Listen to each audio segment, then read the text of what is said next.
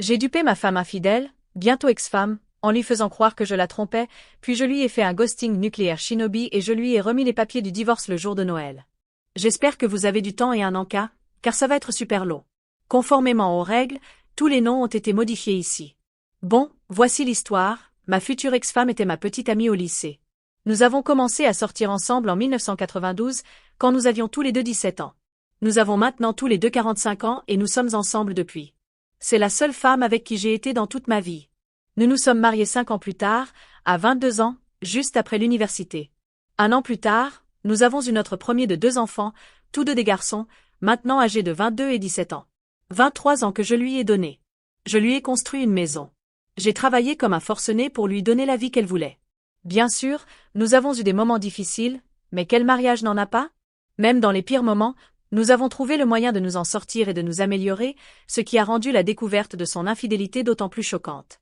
Retour en mars 2020, lorsque j'ai eu le premier pressentiment que quelque chose n'allait pas. Pendant 2 mois auparavant, nous étions dans une mauvaise passe. Je me remettais d'une chirurgie reconstructive du genou, je me suis déchiré le LCA à l'automne 2019, mais j'avais encore une mobilité limitée à ce moment-là. Je n'avais qu'une amplitude de mouvement de 55 degrés dans mon genou. Cela a eu un impact considérable à la maison. J'étais en congé pour accident du travail, car je m'étais blessé au travail, et je ne pouvais pas faire mes tâches ménagères habituelles, donc beaucoup de choses se sont accumulées. Mes fils faisaient ce qu'ils pouvaient, mais les tâches que je pouvais faire devaient être mises de côté ou ma femme devait les faire, ce qui ne lui plaisait pas. Les choses se sont également arrêtées dans la chambre à coucher entre nous. Elles avaient déjà diminué avant ma blessure, mais dans l'état où j'étais à ce moment-là, elles se sont complètement arrêtées. Pendant ces mois, elle, appelons-la Sue, passait plus de temps avec ses collègues après le travail. Entre novembre 2019 et mars 2020, c'était devenu une habitude pour elle. Naturellement, je n'y ai rien pensé. Jamais, en 23 ans que j'étais avec elle, je n'ai eu aucune raison de m'inquiéter ou de ne pas lui faire confiance. Elle a ses amis, j'ai les miens et nous avons des amis en commun. Je sortais avec mes amis tout le temps et il n'y avait aucun problème. Tout était transparent. C'est vers janvier de cette année que j'ai remarqué quelque chose d'étrange. Sue a commencé à se distancier sensiblement de moi. Bien sûr, nous étions dans une mauvaise passe, mais elle ne m'avait jamais refusé d'affection jusqu'à ce moment-là. Les câlins et les baisers habituels qu'elle me donnait ont cessé. Son téléphone était collé à sa main bien avant que mes soupçons ne grandissent, mais elle partageait toujours et me montrait des choses qu'elle découvrait sur le web, des idées de bricolage et des recettes sur Pinterest, des mèmes, toutes sortes de choses. Mais maintenant, elle protégeait son téléphone. Même ses interactions avec moi sont devenues plus courtes, comme si elle s'en fichait. Nous sommes donc maintenant en mars. Le Covid arrive et la ville de New York est en confinement. Nos professions choisies sont considérées comme essentielles, donc aucun de nous deux n'a eu à travailler à domicile. J'avais récemment été autorisée à retourner au travail après 5 mois de congé et j'étais impatient d'y retourner, car 5 mois à rééduquer mon genou et à ne pas pouvoir faire de choses physiques me rendaient fou. Pour que vous sachiez, j'aime les activités physiques.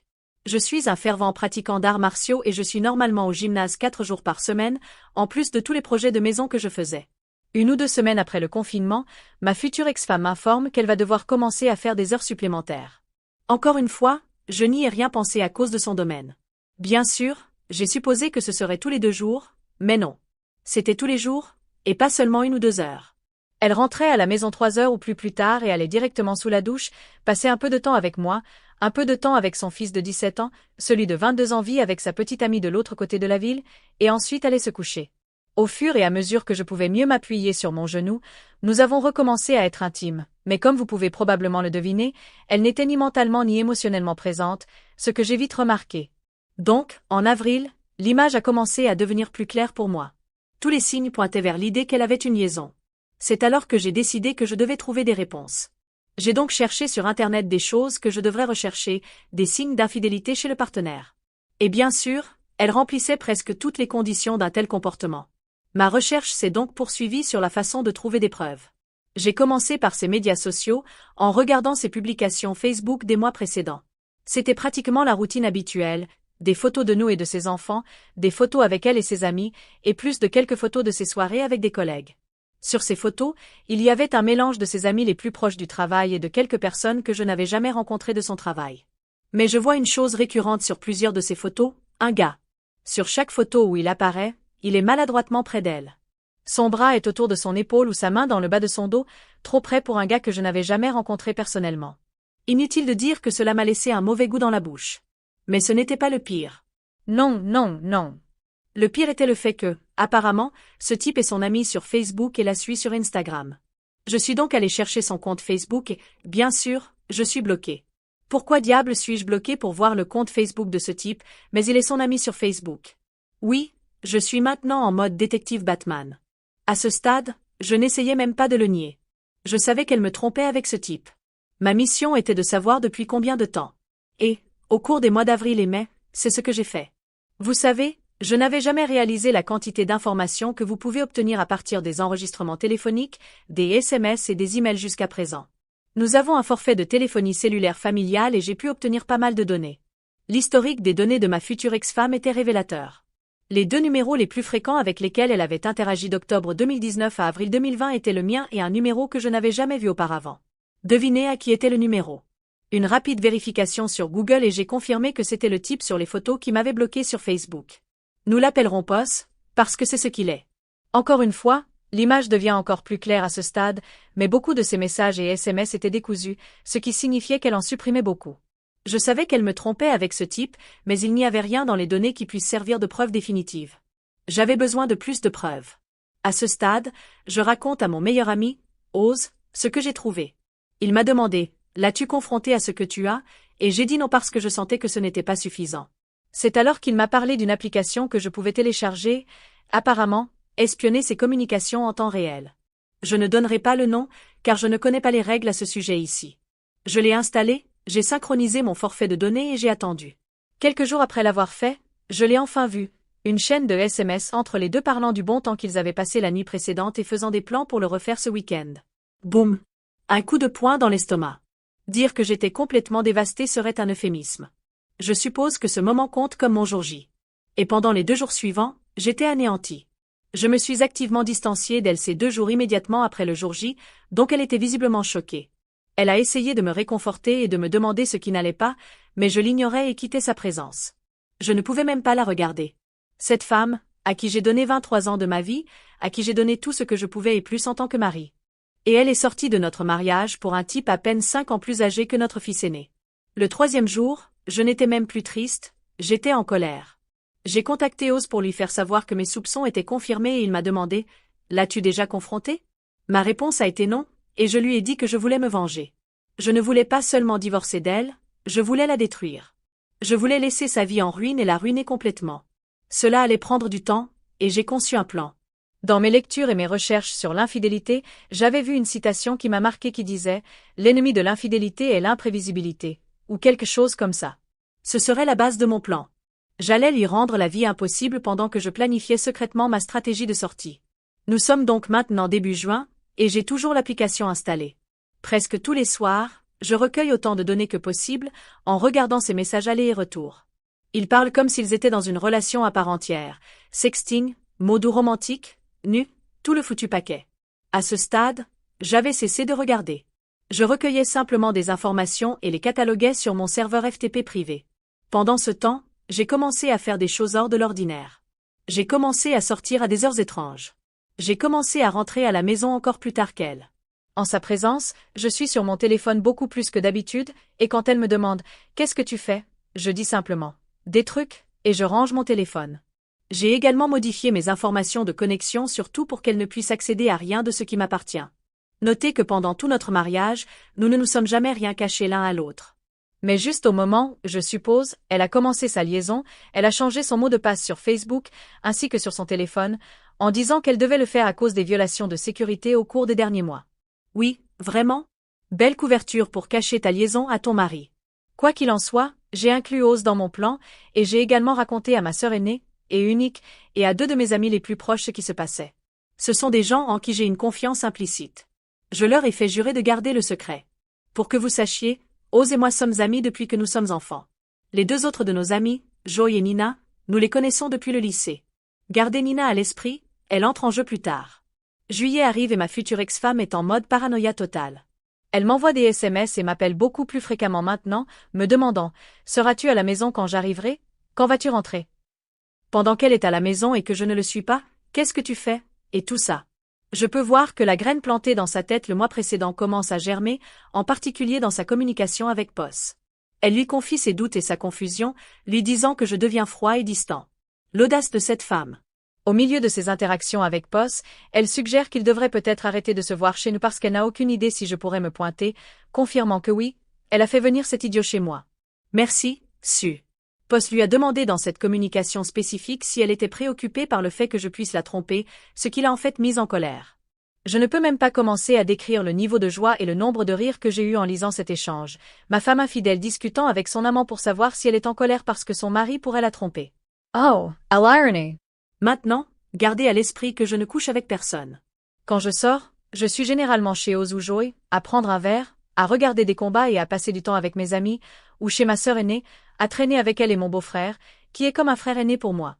Ma sœur a 52 ans et son mari 58. Elle lui avait parlé de l'infidélité de ma future ex-femme, mais pas de mon plan.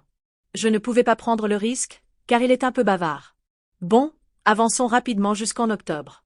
C'est là que les choses deviennent sérieuses. Je suis dans ma fausse liaison depuis 3 mois et suis très consciente du fait que je m'éloigne activement d'elle. Il s'était écoulé autant de temps du jour où j'ai mis mon plan en action au jour où elle m'a confronté, le 20 octobre 2020, que je ne l'avais même pas touché. Pas de câlin, pas de baiser, pas d'initiation à l'intimité, rien. Non pas qu'elle en ait besoin, elle couchait toujours avec Poss, juste chez lui ou dans des motels.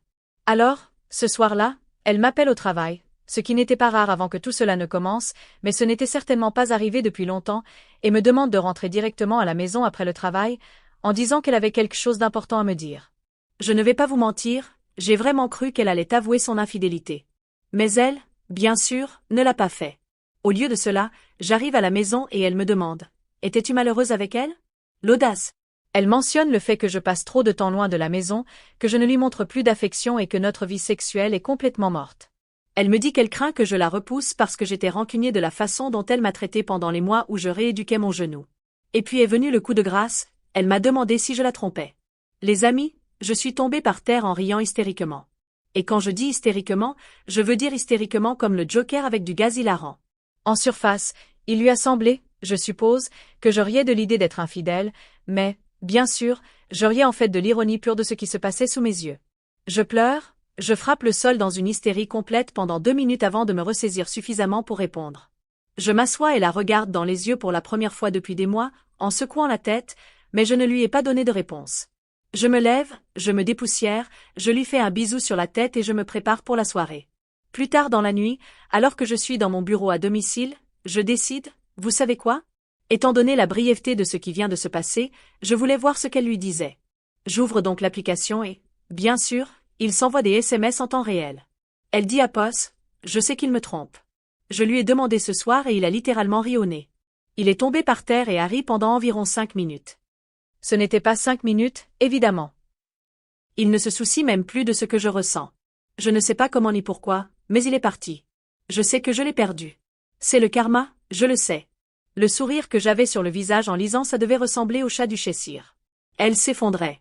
Poss a essayé de la réconforter, en disant que si je l'aimais suffisamment, elle n'aurait pas à se tourner vers lui pour lui donner ce que je ne lui donnais pas.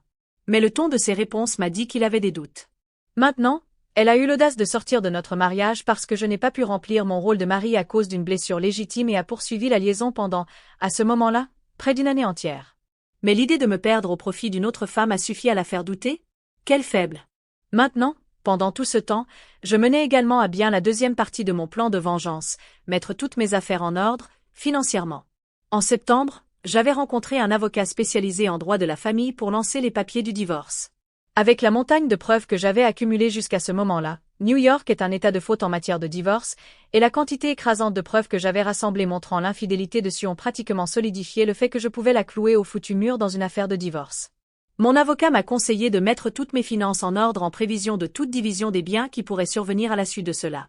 J'ai fait un pas de plus, retirant secrètement tout mon argent de notre compte joint et le plaçant sur mon compte personnel. J'ai également commencé à chercher un appartement dans le cadre de la phase 2. Nous sommes maintenant en novembre et je n'ai pas changé mon comportement. En fait, je l'ai intensifié. C'est là que mon amie Nina entre en jeu. Pour que vous sachiez, Nina et Sue n'ont jamais été ce qu'on pourrait appeler proches. J'ai rencontré Nina en première année de lycée, 2 ans avant de rencontrer Sue. Même à l'époque, Sue voyait Nina comme une menace, car c'est mon amie la plus proche. Il y a toujours eu un « je ne lui fais pas confiance » implicite de la part de Sue à propos de Nina. Elle ne l'a jamais abordé directement, mais c'est évident pour quiconque est attentif. Inversement, Nina n'a jamais vraiment aimé Sue. Au début de ma relation avec Sue, Nina a attiré mon attention sur la façon dont Sue s'imposait dans son petit cercle d'amis, alors que je ne faisais pas la même chose avec le groupe d'amis de Sue. Cela a irrité Nina parce qu'elle savait pourquoi Sue le faisait, elle. Même maintenant, parmi le cercle de Sue, il n'y a pas d'amis masculins à part Poz, tandis que Nina est la seule fille de mon groupe. Nina avait été coincée à l'étranger à cause du virus et est finalement revenue à New York le 3 novembre. Oz, Joey et moi avons décidé que nous allions célébrer son retour avec une soirée chez Joey pour dîner et prendre un verre. Nous n'étions que 5, Oz, Joey, la femme de Joey, qui est aussi la sœur de Nina, Nina et moi. Suivant les directives du CDC, nous prenons le coronavirus très au sérieux. Nina, étant la méchante maîtresse magicienne qu'elle est, a eu une idée diabolique pour contrarier Sue. Elle a suggéré que nous prenions quelques photos dans la même veine que les photos que j'ai découvertes dessus et Poz des mois auparavant et que nous les publions sur mon Facebook. Et c'est ce que nous avons fait. Ce n'est que le 5 que Sue l'a découvert, car je suppose que des amis ont remarqué mes mises à jour et ont vu à quel point j'étais maladroitement près de Nina. Cela l'a vraiment énervée, parce qu'elle croyait toujours que je la trompais, et je peux presque garantir qu'elle voulait s'en prendre à Nina. Mais je savais que Nina avait été coincée en Europe pendant la majeure partie de l'année.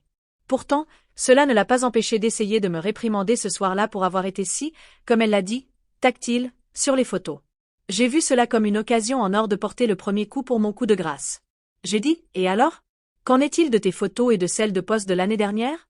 Il était plutôt tactile sur celle-ci, mais est-ce que tu m'as vu m'énerver à ce sujet? Serre dans les phares. C'était la première fois que je mentionnais le nom du type dans tout cela. La roue de hamster dans sa tête a commencé à tourner en temps réel alors qu'elle essayait d'expliquer ses photos. Jusque-là, elle ne savait même pas que je les avais vues. C'est à quel point j'utilise peu Facebook. Quand je poste réellement quelque chose, c'est comme un événement pour les gens, donc les photos avec Nina en particulier ont eu beaucoup de répercussions parmi nos cercles. Et mec, l'a-t-elle expliqué. Il est comme ça avec tout le monde. C'est un gars très amical. Je peux voir à quoi ça ressemble, mais il n'y a rien là-bas. Je suis désolée si ces photos t'ont blessé. Je vais les supprimer. Non, les photos ne sont pas ce qui m'a blessé. L'année où tu as couché avec le gars tout en me mentant en disant que tu faisais des heures supplémentaires et que tu traînais avec des amis, c'est ce qui m'a blessé. Mais la vengeance, comme l'a dit le lieutenant-commandant Worf de Star Trek, la nouvelle génération, est un plat qui se mange froid. Ce soir-là, Sue était extrêmement affectueuse et attentionnée avec moi, de manière agaçante. Elle essaie d'initier l'affection et l'intimité avec moi, et je la repoussais à chaque occasion, tout en continuant à archiver tout ce qu'elle disait à Poz. Notez qu'à ce stade, je m'étais désensibilisée il y a longtemps. Tout désir que j'aurais pu avoir de sauver mon mariage était mort. Je m'étais déconnectée le jour où j'ai mis en œuvre la première phase de mon plan. Alors, lui confiant que j'ai empiré, qu'elle ne sait pas quoi faire et qu'elle a l'impression que je la déteste absolument, je le fais. Puis via la bombe, elle dit qu'elle ne peut plus le voir. La culpabilité est trop forte pour elle et elle a l'impression que le karma l'étouffe. Elle ne peut pas risquer de me perdre. Elle dit qu'elle aime profondément Poz, mais qu'elle est toujours amoureuse de moi et qu'elle doit sauver son mariage avant de me perdre. Non, chérie, tu as environ 8 mois de retard pour ça. Poz devient fou, disant des choses aussi gentilles que « il ne t'aime pas comme je t'aime » et « tu fais une erreur. Tu ne peux pas simplement me jeter comme ça. » Cette chaîne de SMS serait la dernière qu'ils auraient jusqu'à il y a environ 3 semaines. Pendant le reste de novembre et décembre, elle est coincée dans les limbes. Elle essaie de calibrer mon état d'esprit et ne peut toujours pas dire si je suis vraiment infidèle. Pendant ce temps, Poz bombarde constamment son téléphone quotidiennement. Elle ne lui répond pas. Je la voyais vérifier son téléphone souvent, puis le ranger rapidement. Pendant ce temps, la phase 2 du plan était officiellement terminée, les papiers du divorce étaient prêts. J'ai trouvé un studio à Coho City, les New-Yorkais connaîtront la région, et j'ai signé un bail de 2 ans. Tout mon argent était sur mon compte personnel. J'étais prêt à lancer mon coup de grâce. Nous sommes donc maintenant à Thanksgiving. Mon fils aîné et sa petite amie organisaient une petite réunion de nos familles immédiates. L'aîné et sa petite amie, les parents de la petite amie de l'aîné, elle est fille unique, moi, Sue et notre plus jeune fils. Nous avons passé une excellente soirée.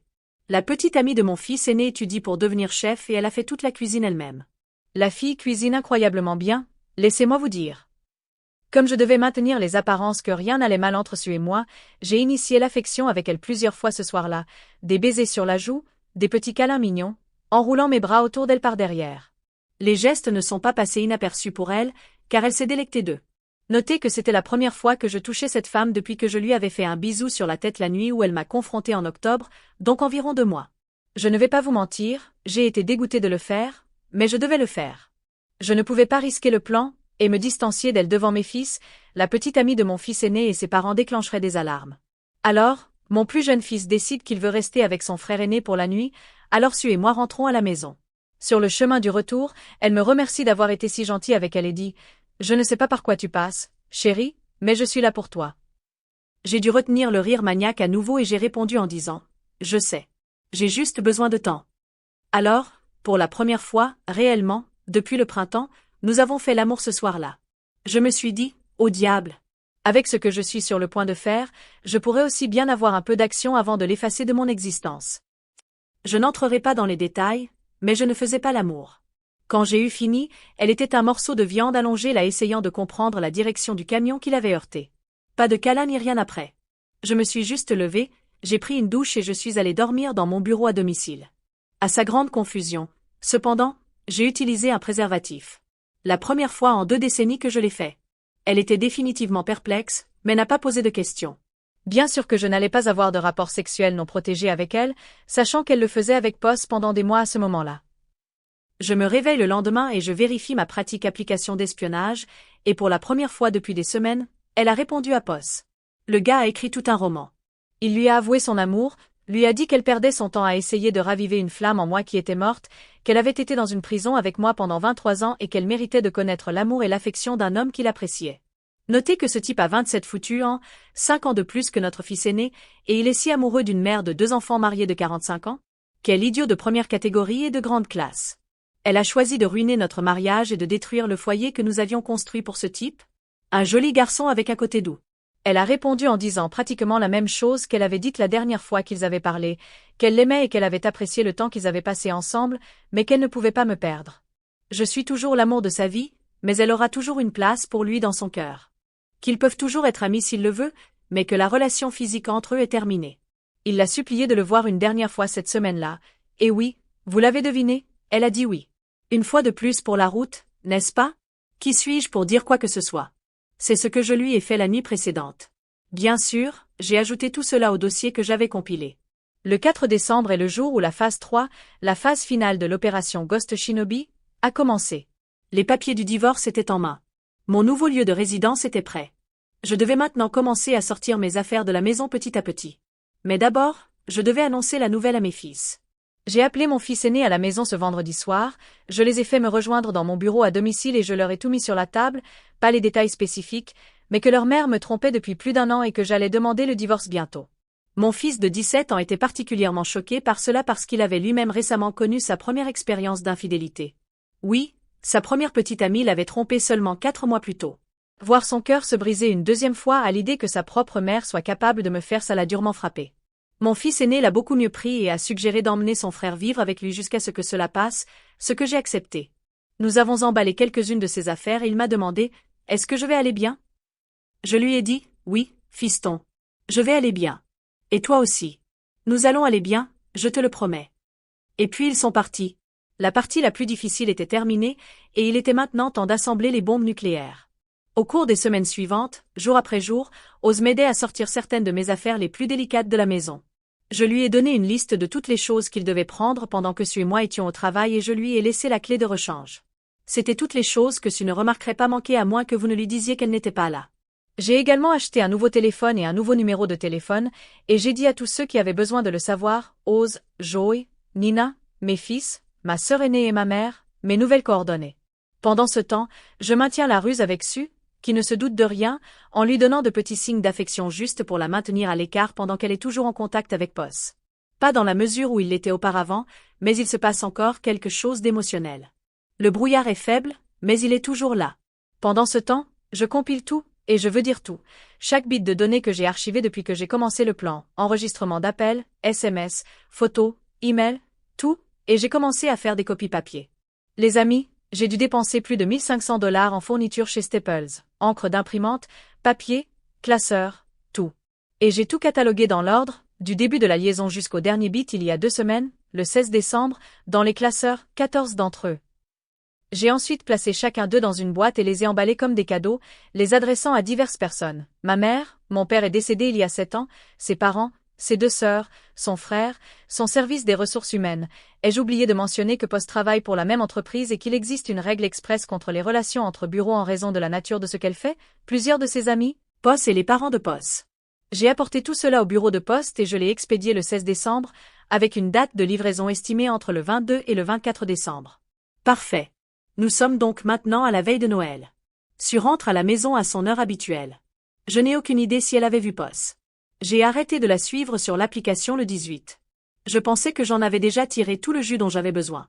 Comme d'habitude, elle prend une douche, passe du temps avec moi, je lui fais une bonne baise sur le canapé du salon, je sais, je suis un connard, et elle se couche. La phase finale était enfin sur moi. La bombe nucléaire que j'avais assemblée depuis juin était enfin sur le point d'être larguée. Au milieu de la nuit, je me suis réveillée et j'ai emballé l'un des 3 classeurs restants, avec les papiers du divorce collés à la couverture intérieure, et je l'ai posé sur mon côté du lit avec une note disant « Joyeux Noël ». À côté, j'ai laissé mon ancien téléphone et la carte de visite de mon avocat. J'ai emballé le reste de mes articles les plus nécessaires, assez pour remplir 2 sacs à dos, et j'ai quitté ma maison, dans laquelle j'ai passé 23 ans, pour la dernière fois. C'était, mes amis, il y a une semaine.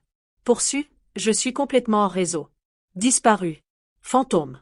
Elle m'a bloqué sur Facebook, mais pour une raison quelconque, elle ne m'a pas encore bloqué, donc je suis au courant des retombées. C'est absolument glorieux. Mes colis sont parvenus à tous ceux à qui je les ai envoyés, et Sue est crucifiée. Sa sœur cadette l'a complètement répudiée. Ses 2 parents l'ont condamnée. Ma mère l'a absolument détruite, mon Dieu. Je sais que ma mère a un mauvais caractère, mais les choses qu'elle a dites à Sue étaient impies. Elle a essayé frénétiquement de savoir si quelqu'un sait où je suis, mais ceux qui le savent ne disent pas un mot. Sur tout son fil Facebook, elle essaie désespérément de me contacter parce que, je suppose, elle sait que je regarde probablement. Mais je ne vais pas lui dire un seul putain de mot sans la présence de mon avocat. Ce sera la prochaine fois que je partagerai de l'oxygène avec elle. Elle n'a aucun moyen de changer le récit pour me faire passer pour le méchant parce que je l'ai exposé à tous ceux qui comptent pour elle. Et, d'après ce qu'un ami commun qui travaille dans la même entreprise qu'elle a dit, apparemment, les postes sont suspendus administrativement à partir de demain. Donc oui, elle entrera probablement en 2021 au chômage. Quant aux 2 derniers classeurs, eh bien, j'en ai donné un à mon avocat comme dernière preuve pour mon divorce imminent, et le dernier, je l'ai mis dans mon unité de stockage pour le brûler sur le bûcher de Joey lorsque le divorce sera définitif. Est-ce que je me sens coupable pour ça? Non. Pas même un peu. 23 ans que j'ai fait ce qu'il fallait pour cette femme. Je lui ai donné la maison qu'elle voulait. Je lui ai donné la famille qu'elle voulait. Je lui ai donné la vie que je sentais que nous méritions tous les 2. Et je l'ai aimée inconditionnellement. Je n'ai jamais faibli, je n'ai jamais dévié, il ne m'est jamais venu à l'esprit de rompre un vœu. Lorsqu'un problème survenait et que je sentais qu'il affectait notre mariage, j'allais la voir et je le lui disais, et nous le résolvions du mieux que nous pouvions. Elle a choisi de trouver du réconfort dans le lit d'un autre homme plutôt que de venir me voir et de me dire qu'elle n'était pas satisfaite de sa vie sexuelle à ce moment-là. Elle a choisi de sortir avec le jeune idiot qui lui donnait des frissons. Donc non, je n'ai aucune sympathie pour ce que j'ai fait ni pour elle. Elle peut brûler en enfer en ce qui me concerne. Le plus que je puisse perdre, c'est ma maison, une voiture et peut-être quelques centaines de dollars par mois en pension alimentaire. Mais, étant donné que le divorce est demandé en vertu de la loi sur l'adultère, et que l'État de New York n'est pas sans faute, cela pourrait ne pas s'appliquer avec la quantité insurmontable de preuves que j'ai fournies. En ce qui me concerne, elle est morte pour moi et je ne regarderai jamais en arrière. Modification rapide, l'État de New York n'est pas entièrement sans faute. Dans certaines circonstances, le divorce peut être demandé, avec faute, ce que mon avocat m'a informé s'applique à mon cas.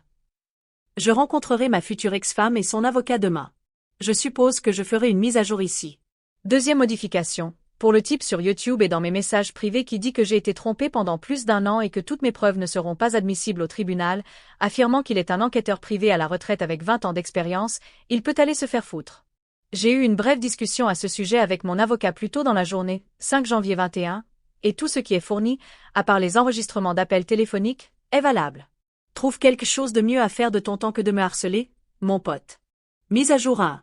Bon, étant donné qu'aucun des autres subreddits relationnels ne me permet de publier une mise à jour et que je ne peux pas publier un nouveau sujet sur Air Nuclear Revenge, je mets la mise à jour ici sur mon profil. Il y a 2 événements clés qui se sont produits au cours des 2 dernières semaines que je veux souligner avant la réunion avec ma future ex-femme et son avocat, le message original peut être lu ici. Le jour de Noël a été le premier jour complet que j'ai passé dans mon nouvel appartement. C'est encore un travail en cours, car j'ai plus de choses que je veux obtenir, mais dans l'ensemble, je l'ai transformé en ma maison, car je vais être ici pendant au moins 2 ans. Mes fils et la petite amie de l'aîné sont venus et ont passé une bonne partie de la journée avec moi. La petite amie a apporté des friandises qu'elle avait faites et a également préparé un repas vraiment agréable.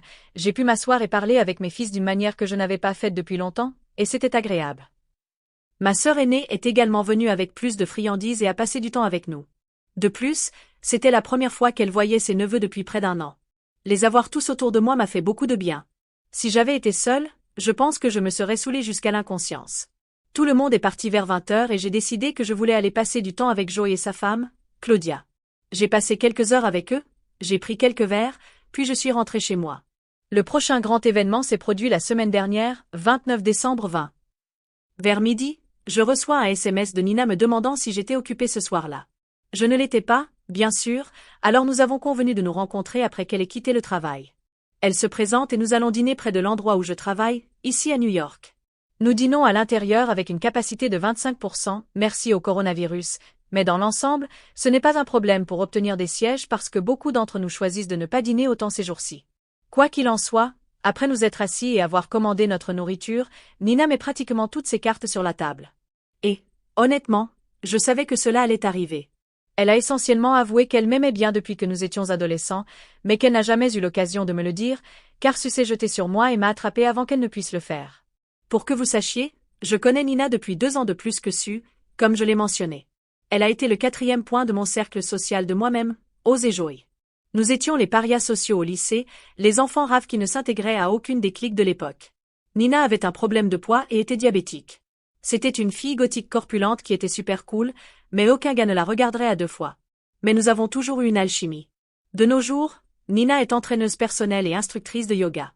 C'était le vilain petit canard qui s'est transformé en un beau cygne, je dois dire. En bref, nous avons décidé qu'une fois mon divorce finalisé, nous commencerions à sortir ensemble. Et oui, j'ai couché avec elle ce soir-là. Je l'ai ramenée dans mon nouvel appartement et nous avons passé un moment merveilleux. Ai-je honte d'avoir couché avec elle? Sûrement pas. Nina a été une meilleure amie pour moi que Sue ne l'a jamais été. Cela ne veut pas dire que Sue n'était pas ma meilleure amie, mais pendant près d'un quart de siècle que j'ai connu Nina, elle a toujours été là pour moi, même au point de se retirer volontairement. J'ai appris ce jour-là, de ses propres sentiments pour me permettre de poursuivre et finalement de commencer une vie avec Sue. Cela a résonné en moi à un niveau que je ne pensais pas possible. Ce genre d'altruisme envers une autre personne est la définition du véritable amour. Je sais que cela donne l'impression que j'essaie simplement de justifier dans ma tête que coucher avec elle était la bonne décision. Pour moi, c'était le cas, et je prévois d'explorer ce qui va suivre avec Nina et moi avec un engagement total. Bon, passons à hier, le jour où j'ai rencontré ma femme et son avocat pour discuter du divorce. Cela fait 2 semaines que j'ai fait un ghosting à ma future ex-femme. Lundi dernier, j'ai reçu un appel téléphonique de mon avocat disant que l'avocat dessus avait programmé une réunion pour que nous discutions des termes du divorce le 6 janvier 21, qui était hier. Je l'ai rencontré mardi matin pour discuter des termes que je veux. En bref, divorce sans faute pour négligence conjugale de la part de Sue. Mes conditions sont la division complète des biens et moi lui vendant ma moitié de la propriété de la maison, elle peut la garder, nous conservons nos véhicules respectifs, je garde ma cabane dans les Poconos, sous prétexte de négligence conjugale, elle ne reçoit aucune pension alimentaire de ma part. Quant à 17, comme je vais désigner mon fils à partir de maintenant, il est libre de choisir avec qui il veut vivre après le divorce, ce qui sera probablement avec moi.